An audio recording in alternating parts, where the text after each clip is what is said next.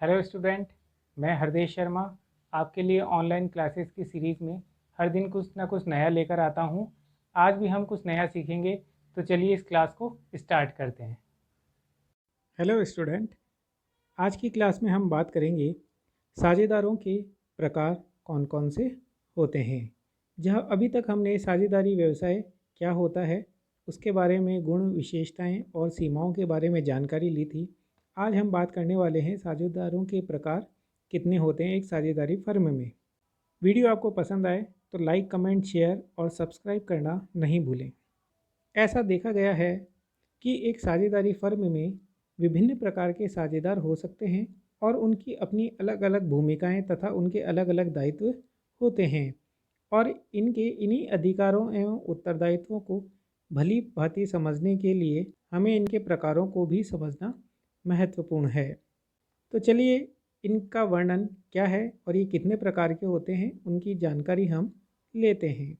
सर्वप्रथम हम बात करेंगे एक सक्रिय साझेदार क्या होता है। एक सक्रिय साझेदार वह होता है जो साझेदारी व्यवसाय में पूंजी लगाता है तथा फर्म के लेनदारों के प्रति उसका दायित्व सदैव असीमित होता है। यह साझेदार अन्य साझेदारों की ओर से व्यवसाय संचालन में सक्रिय रूप से भाग लेते हैं। कहने का तात्पर्य है इनका दायित्व असीमित होता है और ये अन्य साझेदारों की तरह ही व्यवसाय संचालन में अपनी अहम भूमिका निभाता है। सभी लोग जानते हैं कि ये इस व्यवसाय में आता है, दुकान पर बैठता है और व्यवसाय की दैनिक क्रियाओं में भाग लेता है, सक्रिय रूप से अपनी भूमिका निभाता है। दूसरा प्रकार है सुप्त अथवा निष्क्रिय साझेदार। एक तरीके से ये सक्रिय साझेदार का अपोजिट होता है, जिसमें कहा गया है कि जो साझेदार व्यवसाय व्यवस्था के दिन प्रतिदिन के जितने भी कार्य होते हैं उसमें भाग नहीं लेता है और इसलिए उसे सुसुप्त साझेदार कहते हैं। एक निष्क्रिय साझेदार फर्म में केवल पूंजी तो लगाता है, लेकिन लाभ हानि को बांटने के साथ साथ उसका दायित्व भी असीमित दायित्व होता है।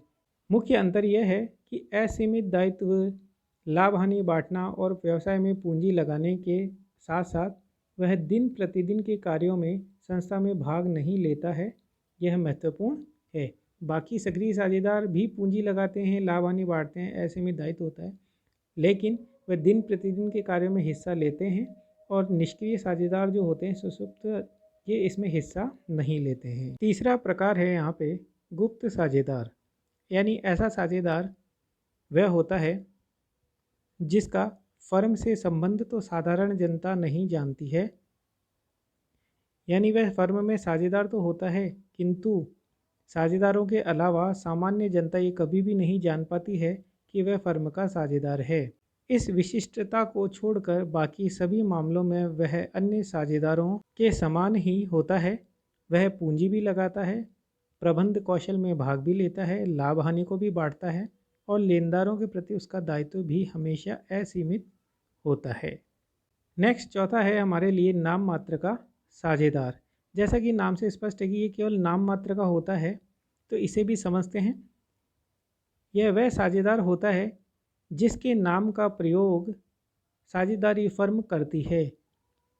वह व्यक्ति साझेदार नहीं होता है, लेकिन सभी साझेदार उसकी अनुमति से उसका नाम एक साझेदार के रूप में जनता के अंदर प्रचार प्रसार करते हैं कि वह व्यक्ति भी हमारा साझेदार है। कोई प्रतिष्ठित व्यक्ति होता है उसके साथ ऐसा किया जाता है, लेकिन वह व्यक्ति इसमें कोई भी पूंजी नहीं लगाता है, फर्म के प्रबंध में न तो सक्रिय रूप से भाग लेता है और न ही संस्था के लाभ हानियों में भागीदार होता है। लेकिन अन्य साझेदारों के समान वह ऋणों के लिए उनके भुगतान करने के लिए तीसरे पक्षों के प्रति सदैव उत्तरदायी होगा, क्योंकि सामान्य जनता और सभी पक्ष ये जानते हैं कि वह फर्म का साझेदार है, लेकिन वास्तव में वह साझेदार नहीं होता है, लेकिन वह ऋणों की भुगतान करने के लिए हमेशा उत्तरदायी माना जाएगा। नेक्स्ट है हमारे लिए विबंधन साझेदार, जिसे हम एस्टोपेल पार्टनर्स भी कह सकते हैं। इसमें कोई व्यक्ति विबंधन साझेदार तब माना जाता है जब वह अपनी पहल, आचरण तथा अपने व्यवहार से दूसरे लोगों को, यानी उस व्यवसाय से संबंधित जो अन्य लोग हैं साझेदारों के अलावा, उन्हें ये आभास कराता है कि वह भी फर्म का एक साझेदार है, लेकिन वास्तव में वह साझेदार नहीं होता है। तो ऐसे साझेदार फर्म के ऋणों के भुगतान के लिए तो उत्तरदायी होंगे, क्योंकि अन्य पक्षों की दृष्टि में वह सदैव साझेदार माने गए हैं। भले ही उन्होंने इसमें व्यवसाय में कोई पूंजी नहीं लगाई हो और न ही इसके प्रबंध में कभी भाग लिया हो, फिर भी उन्हें उत्तरदायी माना गया है। नेक्स्ट है प्रतिनिधि साझेदार, जिसे होल्डिंग आउट पार्टनर्स भी कहा जाता है। इसमें वह व्यक्ति होता है जो जानबूझकर फर्म में अपने नाम का प्रयोग करने देता है, यानी वह चाहता है कि साझेदारी फर्म में उसका नाम प्रयोग करें तथा अपने आप को वो इसका प्रतिनिधि मानने देता है। ऐसा किसी व्यक्ति किसी भी उस ऋण के लिए उत्तरदायी माना जाएगा जो उसके ऐसे प्रतिनिधित्व के कारण दिए गए हों। एक ऐसा ऋण जो उसको प्रतिनिधित्व मानते हुए साझेदारी फर्म से लिया गया हो, तो उसका भुगतान में भी उस साझेदार को हिस्सा देना होगा। यदि वास्तव में वह साझेदार नहीं है तथा वह अन्य उत्तरदायित्वों से मुक्त होना चाहता है, तो उसे उस स्थिति को तुरंत नकारना होगा कि वह फर्म का साझेदार नहीं है और उसे अपनी स्थिति स्पष्ट करनी होगी और अन्य लोगों को ये बताना होगा कि वह फर्म में अब साझेदार नहीं है। तब ही वह इन उत्तरदायित्वों से मुक्त होगा, अन्यथा उसे भी ऋणों का भुगतान करना होगा। यदि वह ऐसा नहीं करता है और इस आधार पर हुई किसी भी प्रकार की हानि के लिए उसे तीसरे पक्ष के प्रति उत्तरदायी होना पड़ेगा। अभी हमने बात करी थी साझेदारों के प्रकार की, अब हम बात करने वाले हैं साझेदारी व्यवसाय की। यानी जब साझेदारों के प्रकार हो सकते हैं तो फर्म में साझेदारी व्यवसाय के भी प्रकार होते हैं। वह प्रकार कौन कौन से हैं, चलिए समझते हैं। मुख्य रूप से साझेदारी व्यवसाय को दो घटकों में बांटा गया है। पहला है अवधि के आधार पर और दूसरा है देयता के आधार पर। ए और बी ये दो आधार हमारे लिए मुख्य रूप से होते हैं। अवधि के आधार पर साझेदारी को भी दो भागों में बांटा गया है। पहला है ऐच्छिक साझेदारी तथा दूसरा है विशिष्ट साझेदारी। वहीं देयता के आधार पर भी साझेदारी को दो भागों में बांटा गया है। पहला है सीमित दायित्व वाली साझेदारी तथा दूसरा है असीमित दायित्व वाली साझेदारी। चलिए इनको विस्तार से समझने का प्रयास करेंगे। सर्वप्रथम बात करते हैं अवधि के आधार पर साझेदारियों का वर्गीकरण कितना होता है। पहले बात करेंगे ऐच्छिक साझेदारी की।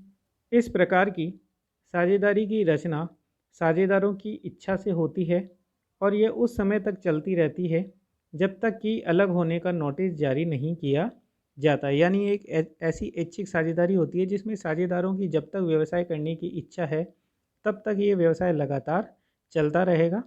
जब व्यवसाय में किसी भी प्रकार का नोटिस दिया जाता है सदस्यों को, तो ही वह साझेदारी को समापन कर सकते हैं और किसी भी साझेदार द्वारा नोटिस देने पर यह स्वतः ही समाप्त हो जाती है। सेकंड है विशिष्ट साझेदारी, जिसमें ऐसी साझेदारी की रचना जो किसी विशिष्ट परियोजना जैसे कि किसी भवन का निर्माण करना, कोई कार्य करना, यानी कि पुलिया बनाना, सड़क बनाना, ऐसे बहुत सारे कार्य हो सकते हैं, या फिर किसी एक निश्चित अवधि के लिए की जाती है, तो उस स्थिति को हम विशिष्ट साझेदारी कह सकते हैं। यानी जो किसी विशिष्ट परियोजना समय निश्चित अवधि के लिए की जाए वह विशिष्ट साझेदारी कहलाती है। और जिस उद्देश्य के लिए इसकी रचना की जाती है और वह उद्देश्य जब पूरा हो जाता है अथवा किसी निश्चित अवधि के लिए की जाए और वह अवधि समाप्त हो जाए, तो ये साझेदारी भी समाप्त हो जाती है, इसलिए इसे विशिष्ट साझेदारी कहा जाता है। अब हम बात करेंगे देयता के आधार पर साझेदारी का प्रकार वर्गीकरण, जिसमें पहला है सामान्य साझेदारी। सामान्य साझेदारी में साझेदारों का दायित्व सदैव असीमित होगा और संयुक्त रूप से वह जिम्मेदार होंगे उसे चुकाने के लिए। साझेदारों को प्रबंध में भाग लेने का अधिकार होता है और उनके कृत्यों से अन्य साझेदार और फर्म प्रतिबद्ध होती है। इसलिए ऐसे फर्म का पंजीकरण कराना ऐच्छिक होता है। आप अपने फर्म का पंजीकरण रजिस्ट्रेशन करा भी सकते हैं और नहीं भी करा सकते हैं। फर्म का अस्तित्व साझेदारों की मृत्यु, पागलपन, अवकाश ग्रहण करना, और दिवालिया हो जाने के कारण प्रभावित होता रहता है। अब बात करते हैं इसी के दूसरे प्रकार सीमित साझेदारी के बारे में। सीमित साझेदारी में कम से कम एक साझेदार का दायित्व हमेशा असीमित माना जाएगा और बाकी के सभी शेष साझेदारों का दायित्व कैसा माना जाएगा? सीमित माना जाएगा। इसलिए ऐसी साझेदारी सीमित दायित्व वाली साझेदारी कहलाती है और सीमित दायित्व वालों साझेदारों की मृत्यु, पागलपन अथवा दिवालिया होने से ये साझेदारी व्यवसाय समाप्त नहीं होता है। सीमित दायित्व वाले साझेदार प्रबंध में न तो भाग ले सकते हैं और न ही उनके कार्यों से न तो फर्म और न ही दूसरे साझेदार प्रतिबद्ध होते हैं। इसलिए ऐसी साझेदारी का पंजीकरण कराना अनिवार्य होता है, जिसमें बताया जाता है कि किस साझेदार का दायित्व असीमित है और किन किन साझेदारों का दायित्व असीमित है। इसलिए इसका पंजीकरण कराना आवश्यक होता है, अनिवार्य रूप से हमें पंजीकरण करवाना है। इस प्रकार की साझेदारी की पहल भारत में पहले अनुमति नहीं थी, लेकिन सीमित दायित्व वाली साझेदारी की अनुमति हमें 1991 के नवीन लघु उद्योग नीति लागू होने के कारण प्राप्त हो गई। यह कदम छोटे पैमाने के उद्यमियों के मित्र और उनसे संबंधित लोगों में समता पूंजी प्राप्त करने के लिए उठाया गया था, क्योंकि अन्यथा ये लोग साझेदारी फर्म में असीमित दायित्व की धारा के कारण सहायता करने से सदैव पीछे हटते रहे हैं। इस वजह से सीमित दायित्व की साझेदारी व्यवसाय को बनाया जाना शुरू किया गया। प्रकारों के बाद बात करते हैं साझेदारी संलेख क्या होता है। तो समझेंगे, साझेदारी उन लोगों का एक ऐच्छिक संगठन है जो एक समान उद्देश्य की प्राप्ति के लिए सदैव एकजुट होते हैं। साझेदारी बनाने के लिए सभी प्रकार की शर्तें एवं साझेदारों से संबंधित सभी पहलुओं के संबंध में हमें स्पष्ट समझौता करना आवश्यक होता है, ताकि बाद में किसी भी प्रकार के साझेदार की गलती से या किसी गलतफहमी नहीं हो। इसलिए एक ऐसा पत्र जो लिखित या मौखिक हो सकता है, ज़्यादातर लिखित समझौते ही होने आवश्यक नहीं हैं, लेकिन ये सदैव अच्छा रहता है, इसलिए समझौता सदैव लिखित होना चाहिए। यह साझेदारों की शर्तें, अधिकार, उत्तरदायित्व और देयताओं के बारे में विस्तृत जानकारी देता है। इसलिए यह कहा जा सकता है कि निर्धारित शर्तों के प्रमाण रूप में लिखित समझौता जो साझेदारी को शासित करने के लिए शर्तों और परिस्थितियों का उल्लेख करते हैं, वही हमारे लिए साझेदारी संलेख कहलाता है। आज की क्लास में बस इतना ही। Thank you.